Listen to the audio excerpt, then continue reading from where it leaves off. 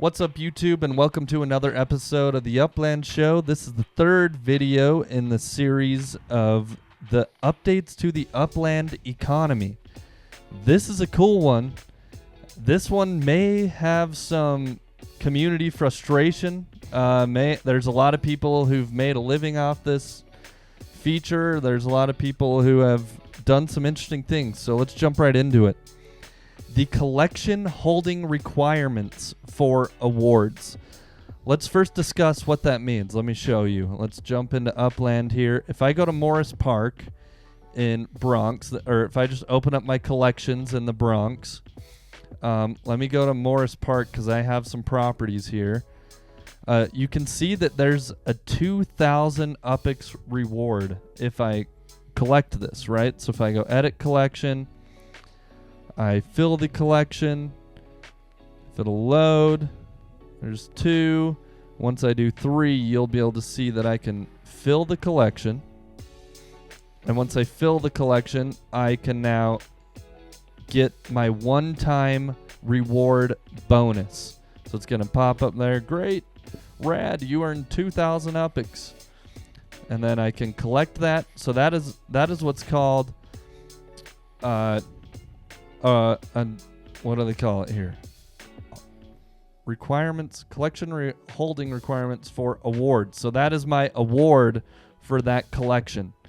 And you only get that once. You get the interest now on the 3 properties that I have in there. I get the additional 1.64 boosted earnings, but I also got the one-time award. So just a quick question. So if you were to click edit collection and unselect the ones that are in your Morris Park collection, but then reselect maybe 3 different ones, and then so you in other words unfill that collection, and then you refill it, you don't get that 2,000 UPX again. No. Otherwise people will be doing that all day long, right? Exactly. So it says collected here, it's marked off even if I go. So yeah, let's show that. So if I uncheck one and then I hit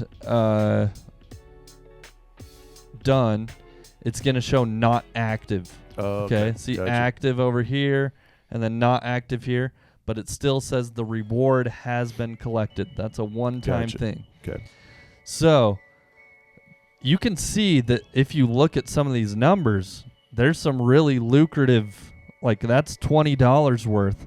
If we go to San Francisco, I believe that's the biggest one in the curator. Holy cow. That's literally $100 one-time bonus, 100,000 UPX bonus.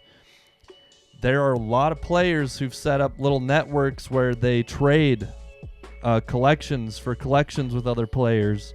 And I believe there's even some people who charge fees. So they're like, okay, join our community, show that you can be trusted, and you can work up to getting some of these ultra rares.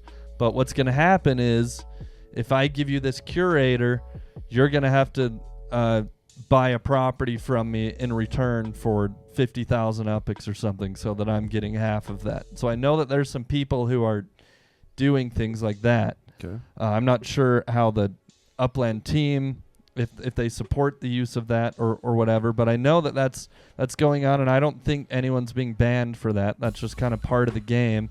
And it's also trust people at your own risk. That's something I don't personally do because, 1, I don't really have the time, and 2, I don't really trust anyone with my ultra rare property. Like, why would I? Yeah. And something can happen, especially over the internet. You could trade it to someone and they could have a heart attack right then and there in that moment, and they go dark and you never hear from again. There's no way for the Upland team to give you your property back if you've traded it away. Right, because you could be the one who's untrustworthy, and you give it to somebody else in return for something, and then you make this claim that they stole your property, and so so the team can't really, split, these decisions between. They can't start playing the role of judge and jury for every time someone has an issue. Yeah, for sure. And so as of right now, the Upland has made it pretty easy for people to go in It honestly takes about 5 to 10 minutes. You can make a trade. I'll trade you these 3 properties for your 3 properties. We'll both get the collection bonus, and we'll trade them back. You can do that in about 10 minutes. You've both collected the one-time award. Oh, so okay. So I'm slow, but I'm starting to get what you're saying. So what you're saying is that people will, like, for like San Francisco one, they'll enter into some agreement with somebody who holds those properties. Yeah. To allow them to hold those properties, to transfer those properties to that person, just so they can fill the property collection and get the award and get the award and then trade them back. And there's some backdoor deal as to why that's advantageous to the person who holds those. And I'm not going to lie, it's super lucrative. If you do the math, if you add up all the collections in the game, you can make over 2 million UPICs. That's over 2,000 USD worth of money. I see.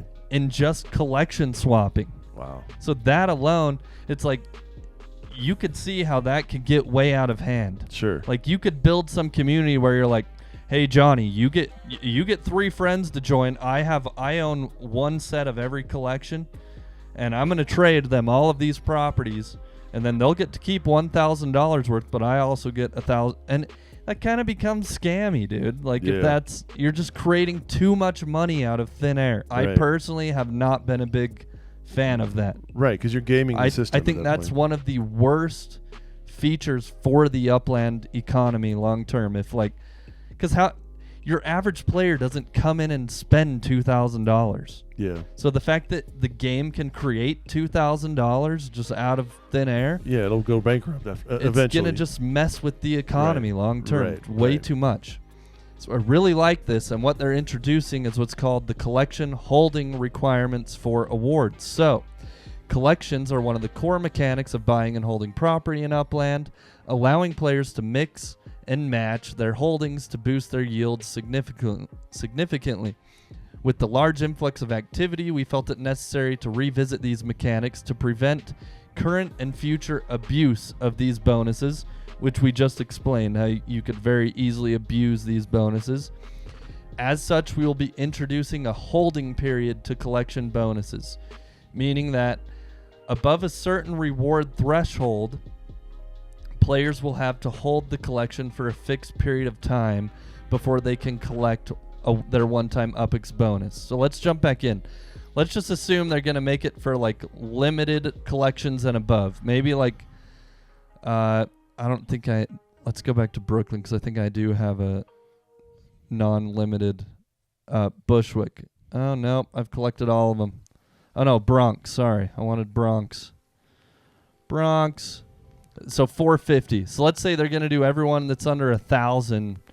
There will be no waiting period. I'm just making a guess right now. But everyone that's over 1,000 UPICs, like these limited collections and above, let's say, and dude, I'm rooting Upland team for it to be long. They're not saying in this, but I'm happy if it's a 30-day waiting period.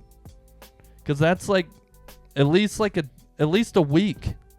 Don't have it be like a 24-hour. I don't think that's long enough. The only bummer though is that if you want to sell one of those properties, because now that property has been announced to be a part of a collection, and the value of that property has just like tripled because it's a part of a collection, but you can't sell it because you have to hold it for 30 days or whatever the time requirement is. That's the kind of the bummer thing, even because in that scenario, you're not trying to game the system. You're just trying to, hey, my property now has more value. I would like to sell that for profit, but I can't. I think a lot of people care about getting the chip that says they collected it. So I assume you'll get the chip again, we're making a lot of assumptions here. I assume you'll get the chip that says you collected it immediately, but then maybe it'll say here where it says collected, like pending 22 days left till you get the award or something like that. Yeah. I personally support it for the fact of the economy is more important to me than like people having to wait a little bit. I honestly wish that they could just find a way to like not allow over trading properties for. I mean, imagine if each property had like a trading limit, like a 5-time award collection cap on it. That's like if you're going to buy a property for someone else and it's only been used one time for an award collection, like there's other things they could do to like slow down the. That's true, because if you did that, let's just say if the game did that, and you had an ultra rare property, and let's say you've collected your award for that property because you filled the collection. The fact that property has not been traded because let's say you minted it and then you added it to the collection, or the fact that property has not exhausted its amount of trading limits, or again using that scenario, amount of getting an award limit, right? Giving out an award, right. Like if it has not exhausted that yet, then that property for that slim window of time is going to be much more valuable than after it has received it after the award collection limit has been exhausted for that particular property. Like you could look at that property and go, hey, like, I've got this property for sale. By the way, it's only been traded once, or it's only been collected, once or whatever. Means that you could still use this to collect. It's going to be that much more valuable. They could put a little ticker on the property that shows like it's only been used one of five awards has been collected on this. So and that does improve the resale value. Like one property's been used and abused and one is fresh and new. That would just encourage holding. It would. A little longer. Yeah. And I think that would also in turn here's another reason that kind of bugs me that this feature is abused.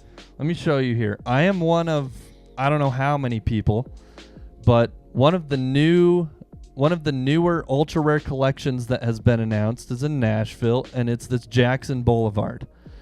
I went big and I bought 3 properties. Let's say there's only like 30 properties total that exist on Jackson Boulevard. Sure. I'm one of few who should have been able to collect this, but there's probably some people out there who got some of these and are just trading them around to get people that one-time 50,000 UPX bonus or whatever, And I think the more time this chip has been given around and collected lowers the value of the Jackson Boulevard rarity, like how rare it is to get and collect that chip, right? Sure. And so, I think this is good because I want to see less trades. I want my thing that I've invested in, and this just isn't for me. I think everybody would benefit from this. The thing you've invested in and got in early on stays more rare and more valuable if people aren't just so willy-nilly give it around so everyone can have it. And if the game did something like that, I would also suggest then that the game have some type of timer placed on that property so that after like say 90 days of it not being traded or 6 months of it not being traded, that can refresh, and so now all of a sudden that value's back again. Yeah. It just that way there's just always some movement being encouraged in the economy. Let's jump back into here. There's another part of this I wanted to jump into. So, there we go. Okay, uncollected earnings accumulation caps. This is the next part of this update. Upland is moving from a passive earnings model towards a more active earnings mechanism.